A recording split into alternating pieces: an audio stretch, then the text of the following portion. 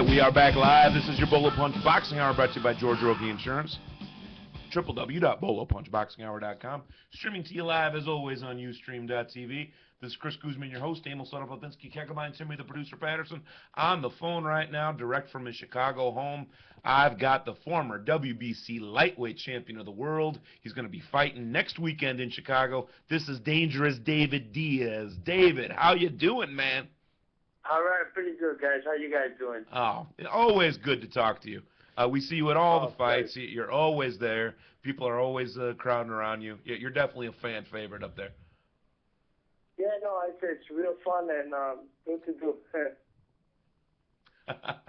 You got a lot of friends actually fighting on this card. We see you in the corner. I mean, yelling from the corner, not just in the crowd as well. Tell a lot of these guys, Popoka and Diamond Bear. What do you think about fighting on the same card with those guys? Well, it's going to be awesome. We also have Jose Hernandez fighting again after his little hiatus again. You know, so we have a good crowd. I mean, the fighters coming in to fight, so it should be an exciting card for everybody to watch. Oh, I mean, I was just trying to get a scope of how big this is. It seems like Chicago gets one giant boxing event a year. It used to be Chicago got something every 3 years. And I put David Diaz right in the middle of that. I put David Diaz right in the middle of the reason why Chicago boxing has gotten so much more publicity and is so exciting. What's it like being partially responsible for rejuvenating a whole city? Well, it's exciting that you know, to be part of something like that. That knowing that you're bringing back a little bit of the boxing to Chicago, and it's something that I always wanted to do. So yeah, I feel good about it, and you know, I definitely don't take all the credit because there's a lot of great fighters out there. Oh, there are. Coming back, you know, out here in Chicago, there's a lot of fighters that are up and coming. Fred, Jose Hernandez is gonna be. I've been doing some sparring with him, and he's been looking awesome. So it's gonna be a great night. But we need to talk about your opponent, obviously, Jesus Chavez. Jesus has been through quite a bit in the last couple of years. Some tragedy in the ring, and then some injuries on his own part. Yeah, both his knees basically got injured. Yeah, he's definitely gone through a lot, but I mean, that's a testament to this man's will. He is like a Terminator, David. I mean, I don't need to tell you, this guy can go through anything, and he still comes out swinging. Talk to me a second. Talk a second about Jesus Chavez to everybody. Well, I mean, everybody knows Jesus is a Chicagoan, man. That's how these guys are. That's why we're like that. We're resilient fighters, guys who come in straightforward and want to get to work and please the crowd who's there to watch us fight. So I know what Jesus is going to bring. He knows what I'm going to bring, and it's just going to be a night of you know, just like it says, warriors collide, and it's going to be a great time. And I hope everybody can come out and watch it. Now, both of you guys are from Chicago. How much do you guys see each other in the gym? Does Jesus even train in the same gym, or is he train? No, Jesus trains at Austin now. He's a Texan boy. he's out in Austin, Texas, I believe. And but no. He's strictly now over there. But he's still, you know, one of the guys here from the neighborhood who we all grew up as in the amateurs together. It's just so exciting to have guys with Chicago roots actually fighting in Chicago. Do you think that a win over Jesus Chavez, I mean, obviously that's going to help you get right back into title contention. I mean, and we've got so many awesome fights at lightweight right now. It's an exciting weight division to be a part of. I mean, you've got to be crazy excited about the exposure that something like this could get you. Oh, definitely. We know that this fight is tough. That's why we took it.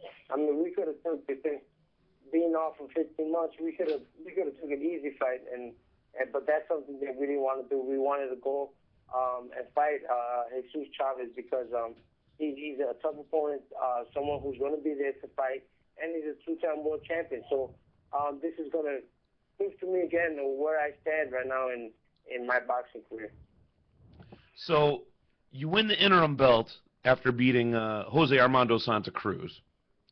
You then win the actual title, the WBC Lightweight Championship, with Eric Morales. I mean, most of us considered you the champion already. If they didn't accept you as the champion after Santa Cruz, they sure as hell accepted you as the champion after not just beating Eric Morales in Chicago, but making him retire from the sport after that fight. And then Ramon Montano. I mean, to whip him the way you did, building towards that Manny Pacquiao fight. Take us back a second. How great was ever since '06 when you were named the interim champion, I mean, your life was just a whirlwind from that point. And now you've had a lot of time off. Take us back a bit. What was all that like? Well, all of that was great. It was something that I never thought I would do. You know, become the world champion. We took that Santa Cruz fight. I think it was like on a 2-month notice, and they told us if we wanted to fight, we were like, yeah, let's go for it. So then after that, you know, they offered us Morales, and we were like, yeah, it would be great. It would be an honor actually to fight Morales because of what he has done. And then, you know, to get Montano and then to get Manny Pacquiao. I mean, this was all the steps that we wanted to take because we wanted to prove ourselves. I mean, a lot of people tell me, oh, you were a young champion. You shouldn't have took that fight with Pacquiao. I'm like, you know what? It's true. I was a young champion. I just barely became a champ.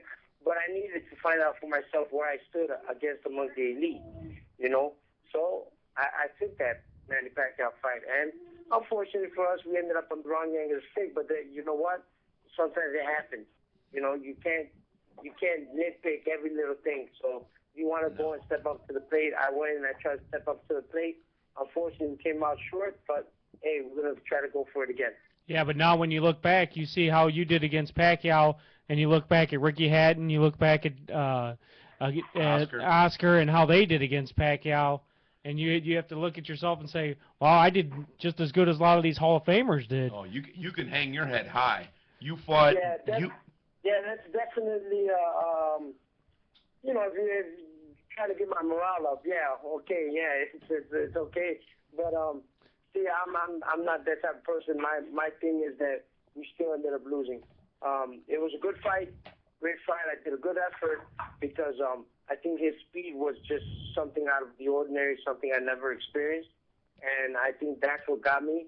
And, you know, you take your hat off to that guy, and then he goes and beats De La Hoya and knocks out Hatton, and you're like, wow, I fought against him. Well, let's go ahead and take a break. We'll pay a bill or two, and we'll come right back with David Diaz. Can you hang out a second? Yes, definitely. Beautiful. We're gonna be right back with David Diaz. Let's take a break. We'll be right back at you. This is your Bolo Punch. Rogie Insurance is a 4-generation